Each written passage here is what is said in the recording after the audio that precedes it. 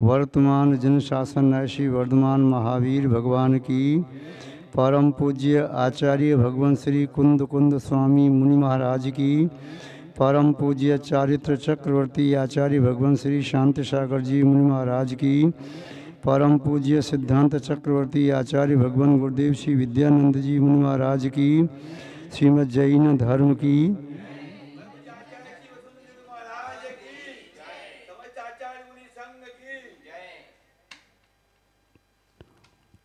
जैनम जयतु शासनम विश्व कल्याण कारकम। उपस्थित धर्म स्नेही सत श्रद्धालु भव्यवर पुंडरीक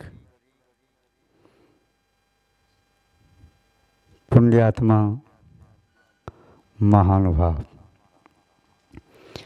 आचार्य भगवान कुंद कुंद स्वामी द्वारा विरचित समयसार ग्रंथ की वाचना यहाँ पर चल रही है। तृतीय अधिकार का अध्ययन कर रहे हैं, जिसमें आचार्य महोदय जीव के कर्तापने के संबंध में व्याख्यान दे रहे हैं। जीव का कर्ता है उपादान की अपेक्षा से, पुद्गल का कर्ता है उपादान की अपेक्षा से। जीव पौद्गलिक कर्मों का कर्ता है निमित्त की अपेक्षा से।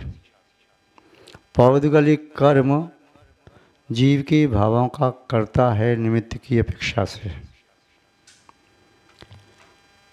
यह विषय जिसकी समझ में आ जाता है, निमित्त और उपादान का विषय, निश्चय और व्यवहार का विषय, वह भव्य जीव सम्यक दृष्टि तत्वज्ञानी कहा जाता है। जिसकी समझ में निमित्त और उपादान की ये विशद व्याख्याएं नहीं आती, जिसकी बुद्धि के परे है निश्चय और व्यवहार का विषय, वह आत्म स्वरूप को, द्रव्यों के स्वरूप को, लक्षण और धर्म को जानने में असमर्थ होता है।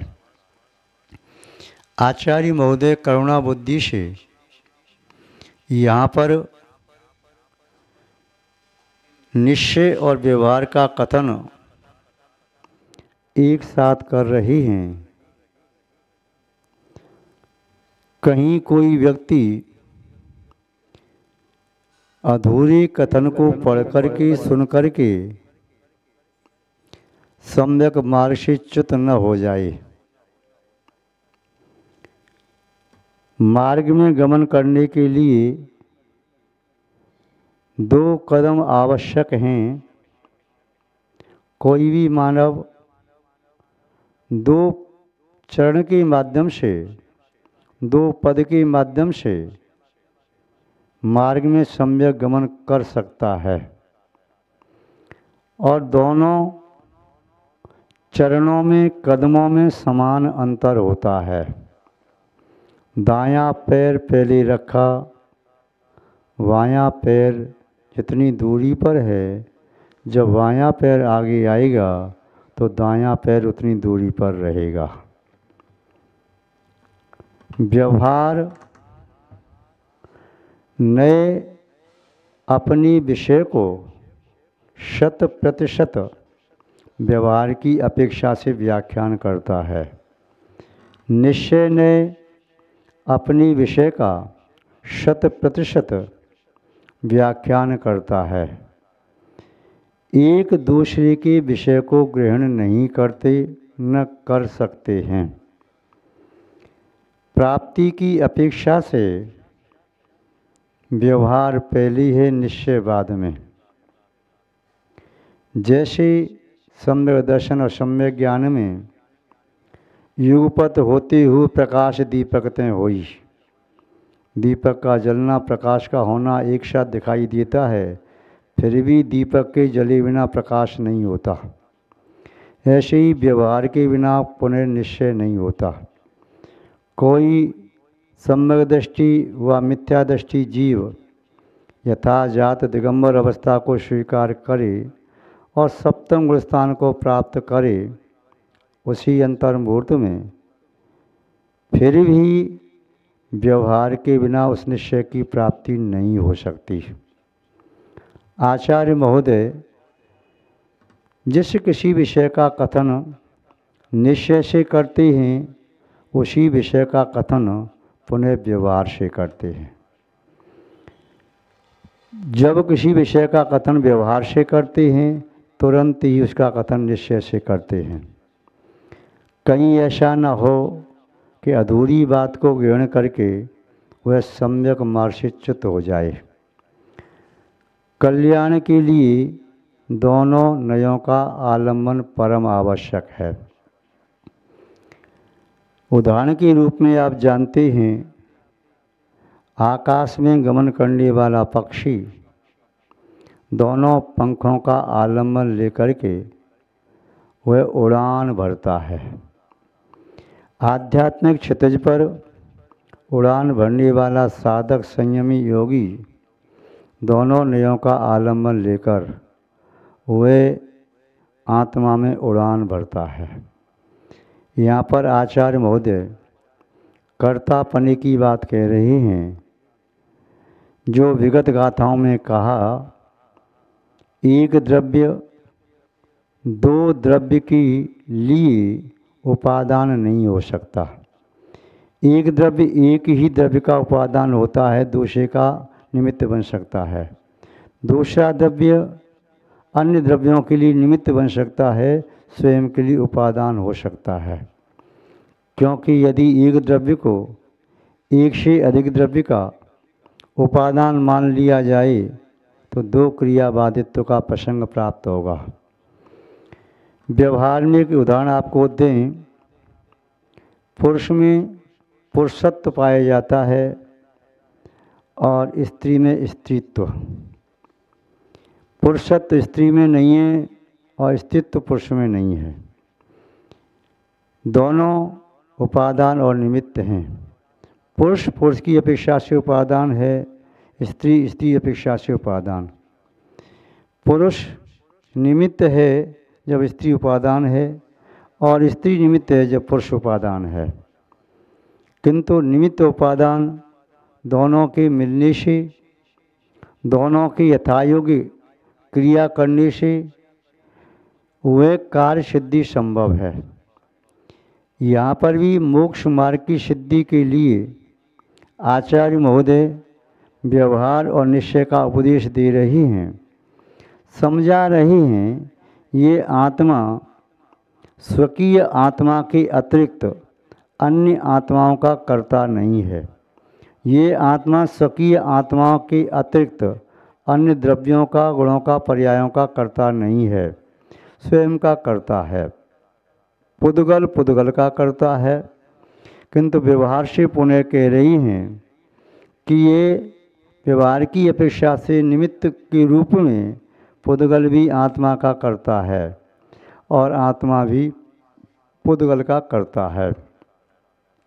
विगत गाथाओं में देखा था, जीव और अजीव दो प्रकार का मिथ्यात्व, जीव और अजीव दो प्रकार की अवृत्ति, जीव और अजीव दो प्रकार का अज्ञान, जीव और अजीव दो प्रकार का प्रमाद, जीव और अजीव दो प्रकार की कषाय, जीव और अजीव दो प्रकार का योग। जो उपयोग में आत्मा का परिणाम है वह जीव रूप है। उस उपयोग के निमित्त से आने वाली कार्माण वर्गणाएँ वह पुद्गल स्वरूप है। जैसे आप जानते हैं, भाव आश्रव द्रव्य आश्रव, भावबंध द्रव्य बंध, भाव संवर द्रव्य संवर, भाव निर्जरा द्रव्य निर्जरा, भाव मोक्ष द्रव्य मोक्ष। ऐसे जो भाव शब्द है वह आत्मा से हमेशा अनुविधायी रूप से रहता है, वह उपयोगमय है, यही जीव रूप है। किंतु उसी बात को आगे दूसरी प्रकार से यहाँ पर आचार्य महोदय कह रही हैं, गाथा नंबर 90। क्या कह रहे हैं आचार्य महोदय, देखते हैं। एदेषु य उपयोगो तिविहो शुद्धो निरंजनो भावो जमसो करीदि भावम उपयोगो तस्सोकत्ता। एदेषु य उपयोगो तिविहो, ये 3 प्रकार का जो उपयोग बताया, मिथ्यात्वमय उपयोग, अज्ञानमय उपयोग और अविरतिमय उपयोग, ये 3 प्रकार का उपयोग जो कह रही हैं वह भी व्यवहार की भाषा है, निमित्त की प्रधानता से कह रहे हैं। किंतु शुद्ध हो, यदि देखा जाए निश्चय की अपेक्षा से, शुद्ध निश्चय की अपेक्षा से, तो जीव मिथ्यात्व अविरति अज्ञान में होता हुआ भी जीव स्वरूप नहीं हुआ, शुद्ध निश्चय ने कहेगा वह तो फिर भी शुद्ध है। सब भी शुद्धाहु शुद्धनया, शुद्ध नय की अपेक्षा से सभी शुद्ध हैं, चाहे मिथ्या दृष्टि है, अज्ञानी है, चाहे असंयमी है, फिर भी उसके अंदर शुद्ध बनने की शक्ति है, तो वह शुद्ध ग्रहण करता है। निरंजन हो, वह शुद्ध निश्चय की अपेक्षा से वह आत्मा निरंजन है, कर्म कालिमा से, कर्म की अंजन रूपी उस विकृति से रहित है तथा वह शुद्ध भावों से युक्त है। जमसो करेदि भावम, अब आत्मा शुद्ध निश्चय की अपेक्षा से जिन शुद्ध भावों को करता है, उपयोगो तस्सो करता, वह उपयोग की अपेक्षा से उन्हीं भावों का करता है। कर्ता कहिए तो कार्य करने वाला, और क्रिया कहिए तो वह कर्ता के द्वारा किया गया कर्म। अब ये जो आत्मा भावों की क्रिया कर रहा है तो करने वाला कर्ता है। कर्ता शब्द 2 प्रकार से आप हिंदी में पढ़ते हैं, जैसे कर्ता कर्म और ये आप पढ़ते हैं कर्ण इत्यादि। वह अपेक्षा से आपने 8 व्यक्तियों में समास की अपेक्षा से लिया, किंतु दूसरा कर्ता शब्द है उसका प्रयोग क्रिया की अपेक्षा से है। जैसे आप पढ़ते हैं करोति, करोतः या कुरुतः, कुर्वन्ति, तो ये आपने विभक्ति पढ़ी, एक क्रिया के रूप हैं। और आप जो पढ़ते हैं संस्कृत में तिगंत और सुबंत होते हैं। ती आदि प्रत्यय क्रिया के साथ लगते हैं, शु आदि प्रत्यय कर्ता के साथ लगते हैं। 8 विभक्तियाँ कर्ता के साथ होती हैं, और ये प्रथम पुरुष, मध्यम पुरुष, अन्य पुरुष और इसके एक वचन, द्विवचन, बहुवचन, ये आपकी क्रियाओं के रूप चलते हैं। तो यहाँ पर कहा कि जीव अपने ही शुद्ध भावों को करने वाला है, करता है, क्रिया कर रहा है। वह पुद्गल की क्रिया नहीं कर सकता, वह धर्म अधर्म आकाश और काल द्रव्य की क्रिया नहीं कर सकता, वह परमाणु की क्रिया नहीं कर सकता। यदि कर रहा है, दिखाई दे रहा है, तो व्यवहार की भाषा है। निश्चय से तो अपने भावों को कर रहा है, और जब भावों को कर रहा है, जिन भावों को कर रहा है, तो वह आत्मा उन्हीं भावों का करता है, अन्य भावों का नहीं।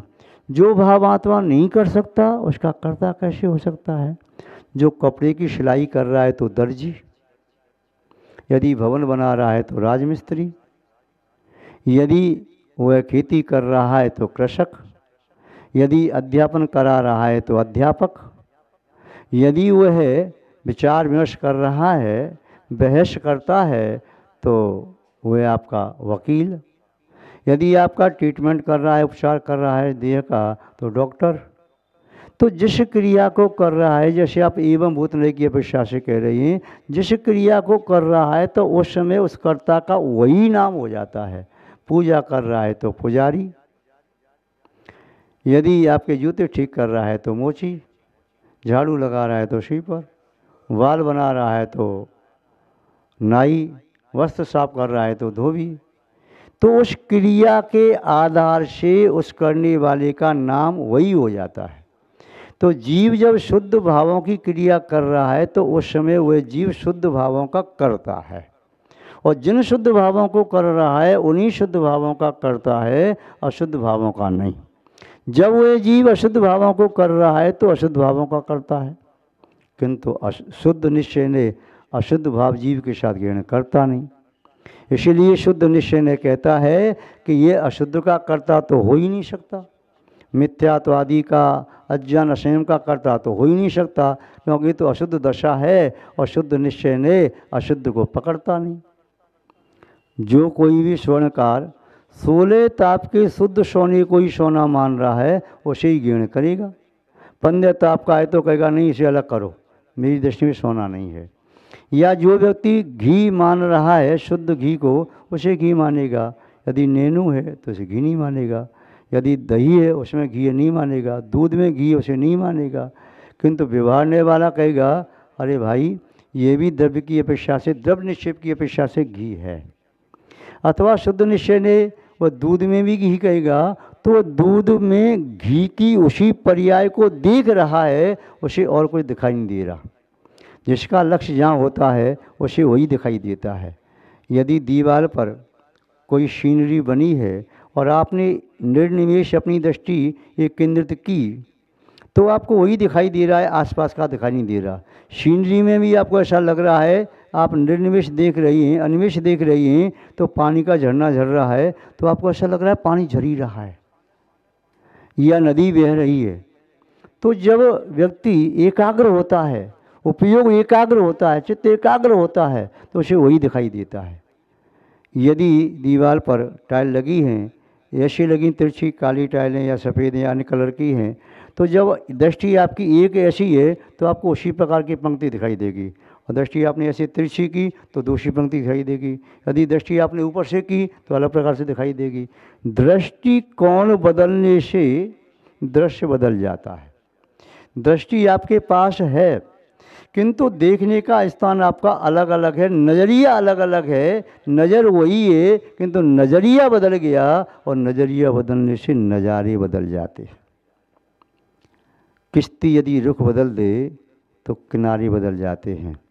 महान भाव यहाँ पर आचार्य महोदय कह रहे हैं कि शुद्ध निश्चय की अपेक्षा से यह जीव अपने ही शुद्ध भावों का करता है, अशुद्ध निश्चय की अपेक्षा से अपने ही अशुद्ध भावों का करता है, व्यवहार की अपेक्षा से पौद्गलिक कर्मों का भी करता है। यह है बात आचार्य भगवान कुंदकुंद स्वामी जी ने गाथा नंबर 90 में बताई।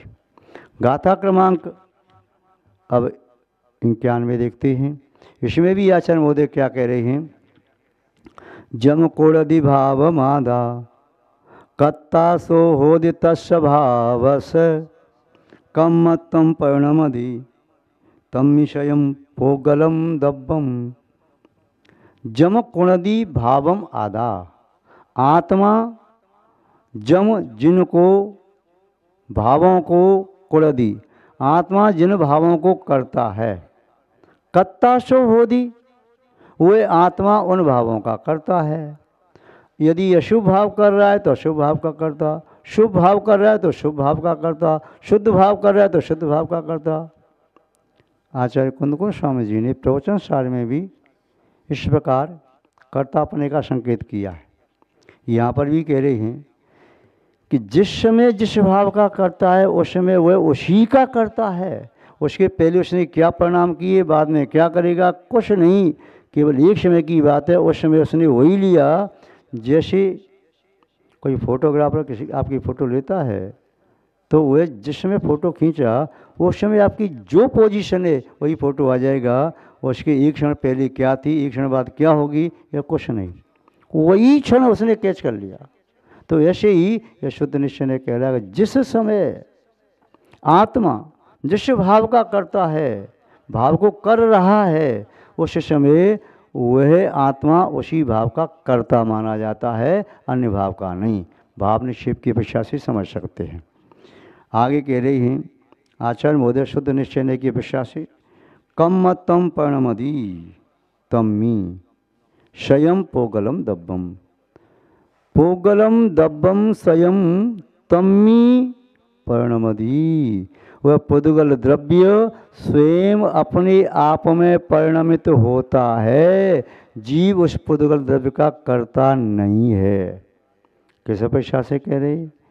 ये कह रही उपादान की अपेक्षा से।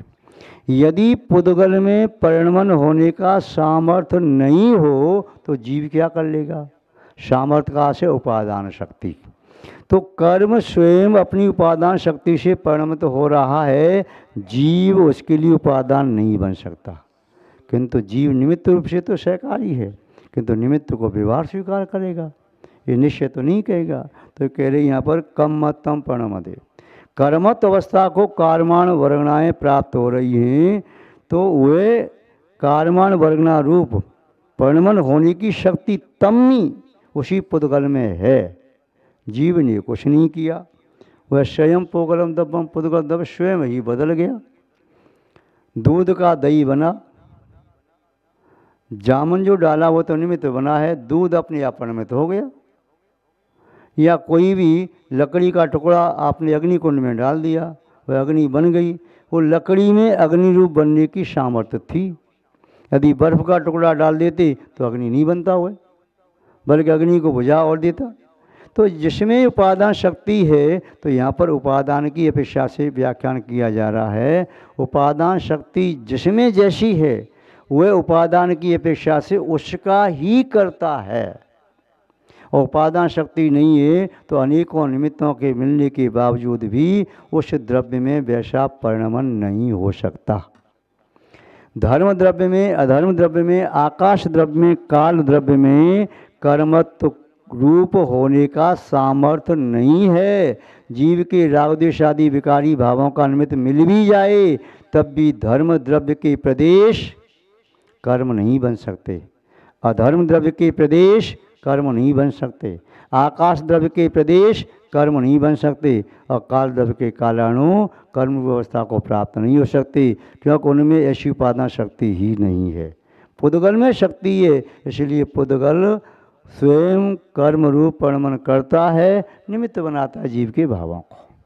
किंतु उपादान की अपेक्षा कथन कहेंगे तो निमित्तों का रास्ता अलग, उपादान का रास्ता अलग।